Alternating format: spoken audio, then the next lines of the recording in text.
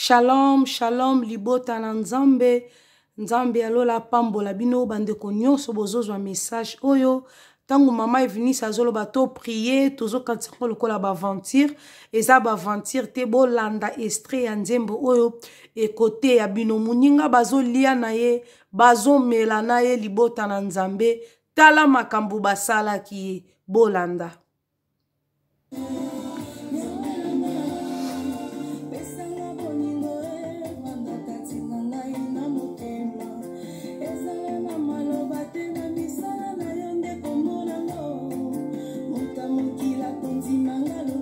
Fon ya muninga esone, babengi ye, bazo seka na ye, bazo mela ensemble, botala mutema ya mutu ndenge ezali sanduku, esi babongisa ki ba projet na bango makambu na bango nyonso, botala niveau,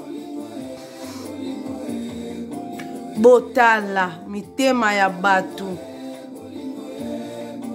My God. Alakisaka nini?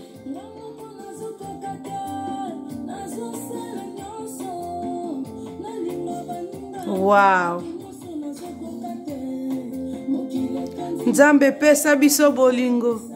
Amen, Sœur Eunice. Eza solo nzamba pesa bolingo. Tala baninga misusu bazaki kosala makambo misusu bango ba profiter.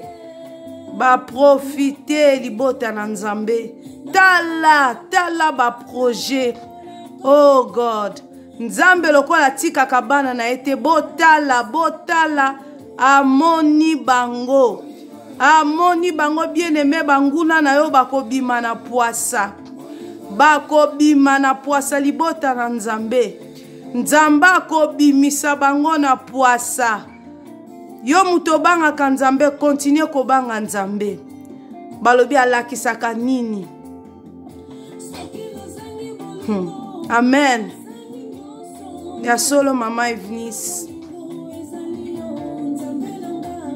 Amen. Soki tozangi bolingo tozangi nyonso. Bazo seka bazo sala sambla tango azongi. Tala motema ya mutu. Tala motema. Oh, libota na nzambe. Lokolo tsake lokote mela. Mela kasi tiyo tie lokote. Mela komele komi problème. Komele komi problème. Oh. Nzambe pesa bolingo na biso. Indeli bango banguna na yo bakobima na poasa. Ezaki kaka mwa un petit message pona kosunga libota na nzambe. Tolonga na distraction. Tokangama na nzambe. Nzambe alola apambola bino nyonso boko partager message oyo. My God bless you, Sœur Eunice Mdina. Lokola Sœur Stéphanie azalaki na bolingo mingi. Aye alimbisaki bango basengaki pardon. Tala soni ndeko wana mususu azwi elongi atie na se lokola vide loin. Soni bana na nzambe to luka nzambe. Tozala bolingo ya solo kati na mitema na biso. Nzambe alola apambola bino. Thank you, Jesus. Alléluia. Merci, Jésus.